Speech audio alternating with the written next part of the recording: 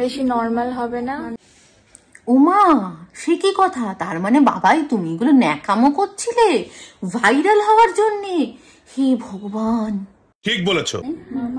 মানে নর্মাল মানে খুব মানে হয় না, আমি খালি স্মুথ ভাবটা চাই, সফট মেকআপ চাই না, মানে একটু হেভি চাই, কারণ যেহেতু বিয়ের একটু আর মাংকো ভাত মাংকো ভাত।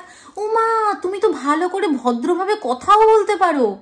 তোমার তো এই ভিডিওটা দেখলাম, তুমি নর্মালি কথা বলো, তার মানে তুমি ইস মনে কি এক ঠাস মেরে একদম থাপ্পড় মেরে একদম মাথা ঘুরিয়ে দিই। এইরকম মেয়েদেরকে না থাপ্পড় মারা উচিত।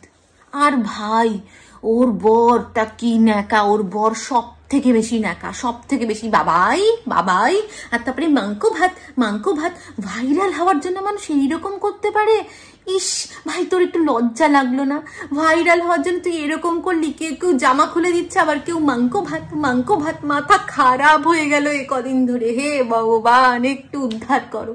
এ তো নিজে নর্মালি কথা বলতে পারে, কি ন্যাকামো করলো ভাইরাল হওয়ার জন্য। হে ভগবান।